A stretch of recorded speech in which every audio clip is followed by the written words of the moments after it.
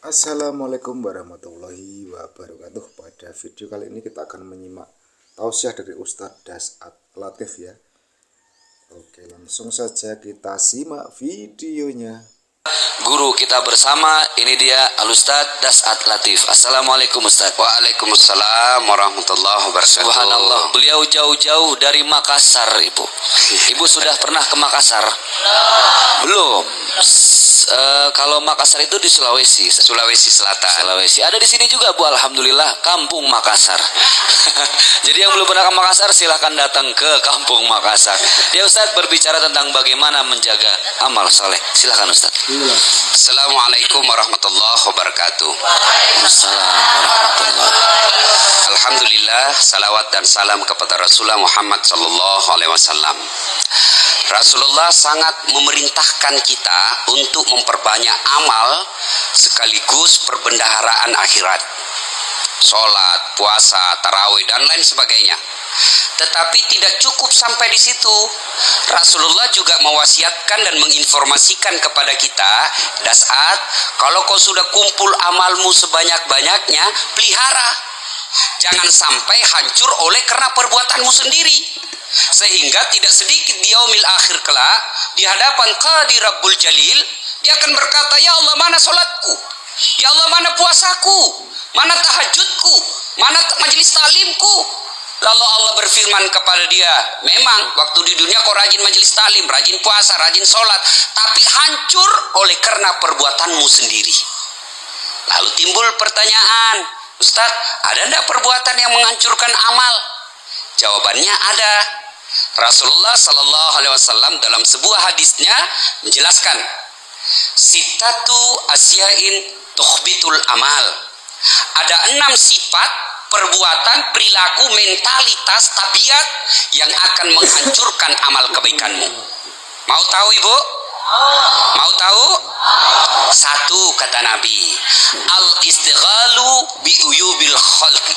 Suka benar, hobi betul, cari kejelekan orang lain, melupakan kejelekan dirinya sendiri.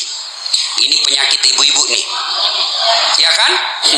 Ibarat pepatah mengatakan, semut sebelang lautan tampak olehnya, sementara gajah di pelupuk matanya tak terlihat olehnya. Ini kan aneh.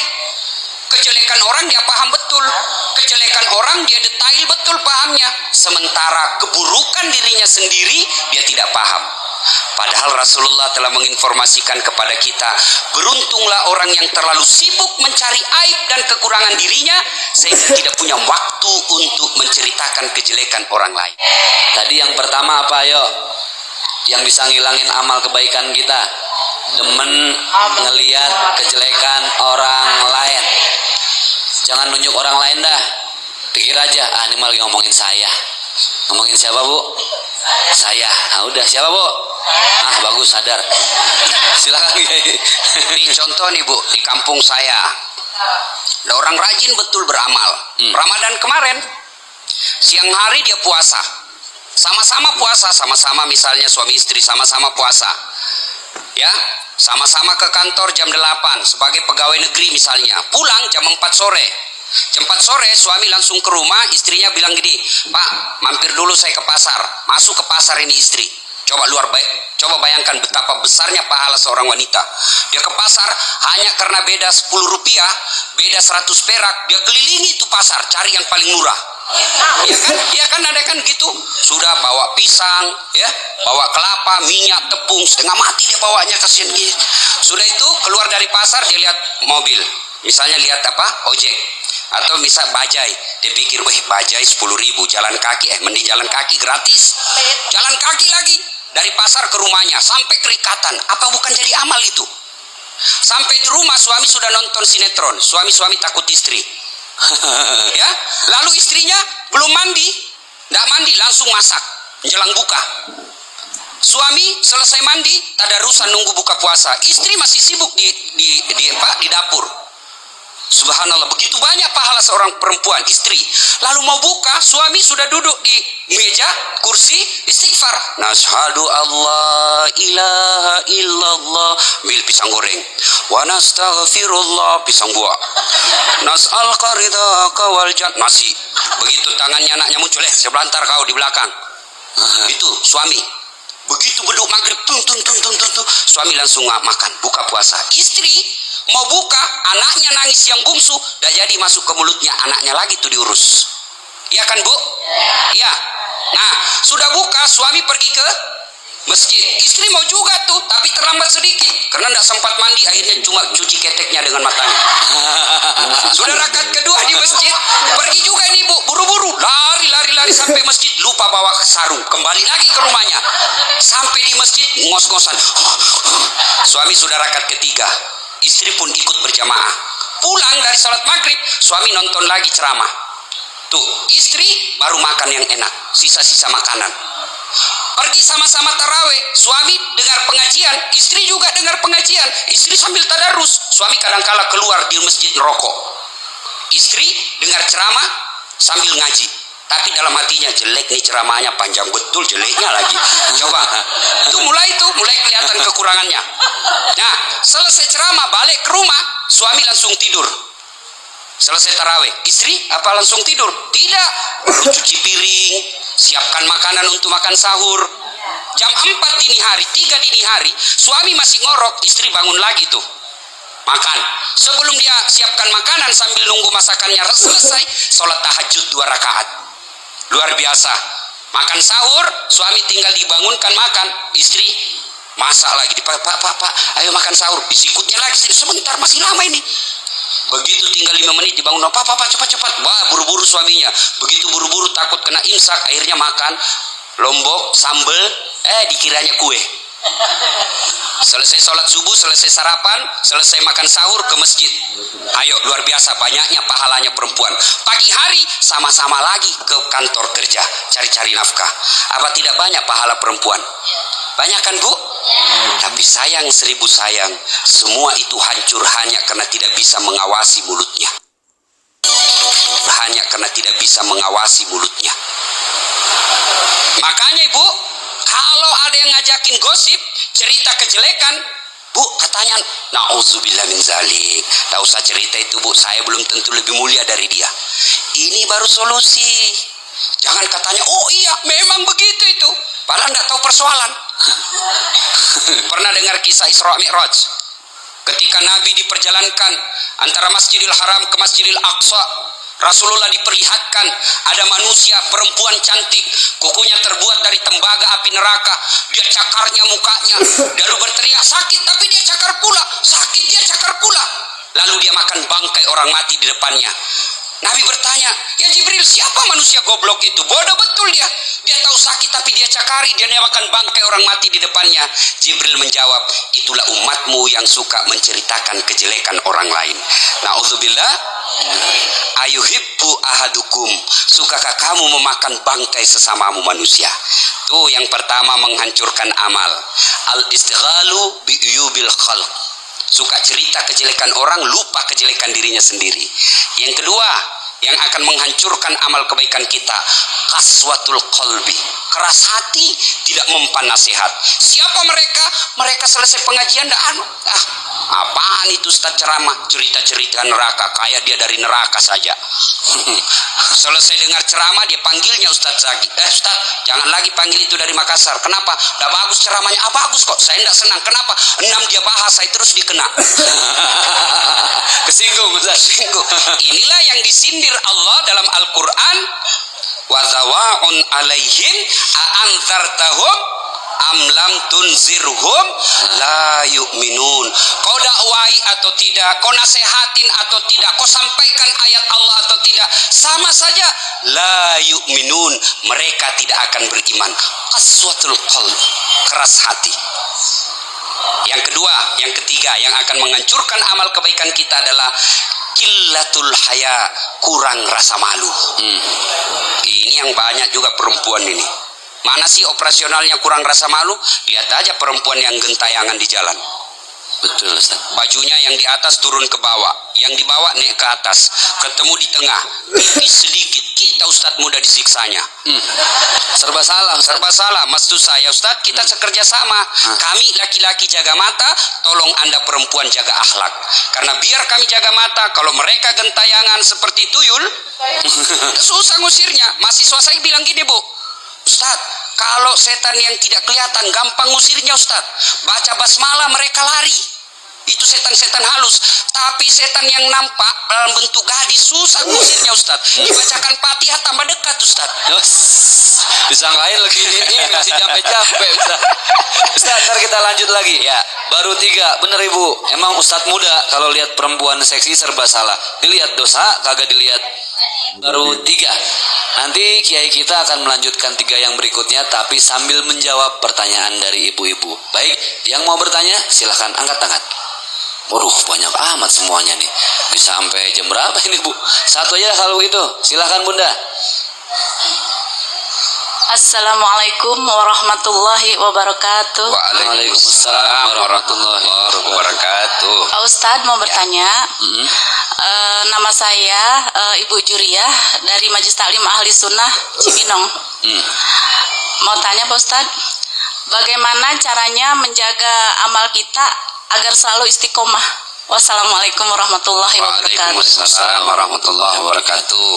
Sederhana sekali, Bu. Masih ingat lagunya Ustadz Taufik?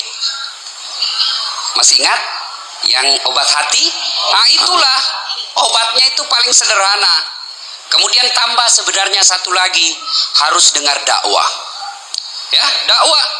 Hati kita ini ibarat handphone. Ibu pakai handphone, kalau pakai terus akhirnya apa? Lobet. Kalau lobet, ibu ngambil tindakan apa? Cas. Kalau tidak dicas akhirnya apa? Matol, mati total. Biar ibu punya pulsa 10 juta tapi baterainya sudah habis, apa masih bisa dipakai? Tidak. Demikian juga dengan hati kita. Ke pasar dunia, lihat TV dunia, lihat mobil tetangga bagus dunia, lihat suami orang cakep dunia, lihat anak kita dunia, lihat masa depan dunia. Lalu kapan akhirat kita? Dakwah. Perlu ngicas nih, ini dakwah. Makanya selain yang tadi disebutkan itu buat hati, berikutnya adalah harus sering dengar dakwah. Di tempat ini, Bu, insya Allah bagus hadir di tempat ini. Itu salah satu cara untuk istiqamah, memelihara kualitas keimanan kita sehingga amal kebaikan kita tidak hancur oleh perbuatan kita sendiri. Jelas, Ibu? Jelas? Ya. Yang susah itu justru istiqomah, Ustadz ya. Ya. Menjaga agar segala amal kita tetap terus konsisten, tidak berubah. Tapi sering ada masalah, Ustadz. Ada orang yang sering berbuat amal, jumlahnya banyak, tapi sekali aja. Ya, entah itu sedekah, entah itu zikir, kesananya nggak berbuat lagi. Yang baik yang mana nih, Ustadz? Yang banyak sekali apa yang konsisten? Nah, yang dicintai oleh Allah dan Rasulnya itu yang konsisten. Tapi yang lebih sial sudah sedikit tidak konsisten lah. Nah, itu parah ya, itu. Ya kan, Ibu? Nah, ada doa yang diajarkan dalam Al-Quran untuk memelihara istiqamah kita. Rabbana la tusik qulubana ba'da is hadaitana wa hab lana min ladunka rahmah. Ustaz, saya tidak hafal itu doa Arabnya. Anda usah bahasa Arab. Bahasa Bugis juga boleh, bahasa Betawi juga boleh, bahasa Inggris kalau ngerti. Terserah doanya. Ya Allah, Engkaulah yang membimbing dan memberikan hidayah dalam hati saya, ya Allah. Bimbing dan tuntun hati saya. Jangan Engkau palingkan hatiku setelah Engkau berikan petunjuk dan hidayah dalam hati saya. Doa itu, Bu, doa terus, ya. Kalau 5 kali kita sholat, 5 kali kita berdoa, Masya Allah tidak mendengar doa kita. Padahal Allah sudah janji, ud'uni astajib lakum, minta kau kepadaku, pasti aku kabulkan. Ibu bapak, saudara-saudara sekalian, pemirsa yang saya hormati, itu ada 3 tadi kan? Iya. Sudah selesai 3. Yang keempat, yang akan menghancurkan amal kebaikan kita adalah hubbud dunia. Terlalu cinta kepada dunia. Cinta dunia, why not? Kenapa tidak? Boleh. Cinta dunia boleh. Yang dilarang terlalu. Cinta mobil boleh, tapi jangan terlalu cinta mobil. Cinta anak boleh, tapi jangan terlalu cinta kepada anak. Ingat Masita, ketika Fir'aun merebus hidup-hidup anaknya, Fir'aun lalu berkata, Masita, tega benar kau. Masa kau tidak cinta dengan anakmu? Lalu apa kata Masita? Firaun, yang benar aja. Jangan kau ajari saya cinta kepada anak. Saya yang menghamilkan dia, saya yang melahirkan dia. Tidak mungkin saya tidak cinta kepada anak saya. Tapi ingat Firaun, cintaku kepada anak tidak boleh mengalahkan cintaku kepada Allah Subhanahu wa taala. Itu ya. Boleh ibu cinta dunia, tapi dilarang terlalu. Mana yang dimaksud terlalu cinta dunia? Satu karakternya kata Nabi, hubbud dunia wa karahiyatil maut. Terlalu cinta dunia, lupa mati. Baik. Mana yang dimaksud lupa mati? Takut stres kalau dibilang tua. Begitu ada rambutnya putih, stres. Ustaz, boleh tidak disemir? Boleh, tapi untuk apa? Bukankah rambut perempuan harus ditutup dengan jilbab? Ada orang langsung semir, sedikit putih semir, kemasuk matanya, merasa kok. Kenapa mesti? Cinta dunia, menghalalkan segala cara, itu semua karakter cinta dunia. Mana lagi karakter cinta dunia? Nganggap enteng ibadah, itu cinta dunia. Mana yang masuk nganggap enteng ibadah? Nunda-nunda waktu sholat, itu cinta dunia itu. Ini yang keempat, cinta dunia. Jadi ulama jangan cinta dunia, jadi ustadz jangan cinta dunia. Dunia boleh, tapi ini hanya transit semata. Tujuan akhir kita, halte akhir kita adalah akhirat. Dunia jangan menghalalkan segala cara, menghilangkan akhirat untuk meraih dunia. Ini yang keliru. Yang keempat yang akan menghancurkan amal ibadah kita, hubbud dunia, terlalu cinta kepada dunia. Yang kelima yang akan menghancurkan amal ibadah kita, sabda Rasulullah, yaitu al-mutakhawilu bis sholah, menganggap enteng sholat. Mana sih yang dimaksud menganggap enteng sholat? Sholat semau-maunya, bu. Dia sholat nggak sesuai protokoler Nabi. Ada kan orang sholat muda semangat betul. Allahu Akbar. Bismillahirrahmanirrahim. Alhamdulillahirabbil alamin. Arrahmanirrahim. Siapa yang ngajar sholat seperti itu? Ada juga yang sholat terlalu semangat. Allah. Bismillah. Sholat terlalu semangat. Allah. Bismillah. Siapa yang ngajar seperti itu? Ayo, handphone aja ibu beli, pasti ada buku panduannya. Dan ketika belum dipergunakan, ada catatan merah tebal ditulis penting, peringatan, baca buku pedoman sebelum penggunaan handphone. Itu handphone, komunikasi kepada manusia. Lalu kenapa komunikasi kepada Allah? Sholat. Di rumah ada enggak buku panduan sholatnya, bu? Ada enggak, bu? Ada orang takbir macam-macam, dia takbir kayak bikin kacamata. Allahu Akbar. Dia gini matanya. Saya tanya, apa itu pak? Dia bilang, ini saya tulis Allah. Iya kan? Oh, Allah. Saya bilang, siapa yang ngajar? Dia bilang, nenekku. Memangnya nenekmu nabi? Yo. Nah, ini yang ke-5 yang menghancurkan amal ibadah kita, nganggap enteng sholat. Lalu gimana supaya tidak nganggap enteng sholat, Ustaz? Begitu tiba waktu sholat, tinggalkan segala kegiatan, tunaikan sholat.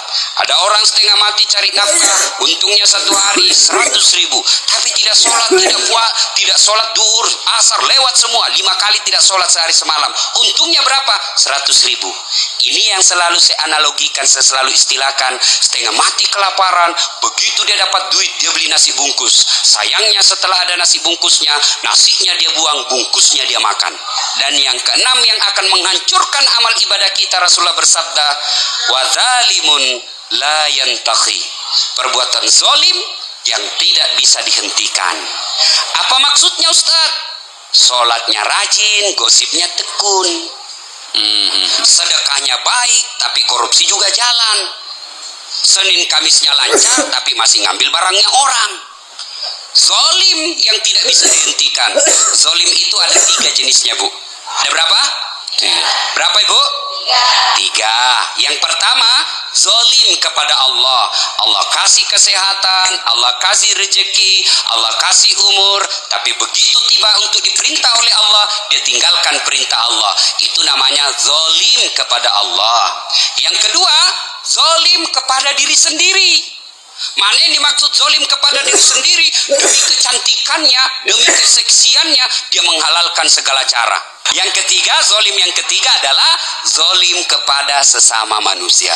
Zolim tiga ini kalau tidak bisa dihentikan, maka itu akan menghancurkan amal kebaikan kita. Semoga Allah Subhanahu wa taala membimbing dan menuntun kita agar kita terhindar dari sifat tercela yang 6 ini.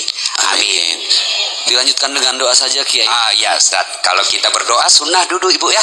Ya, mari Ibu kita berdoa kepada Allah Subhanahu wa taala. A'udzubillahi minasyaitonirrajim. Bismillahirrahmanirrahim. Allahumma shalli ala sayidina Muhammad wa ala ali sayidina Muhammad.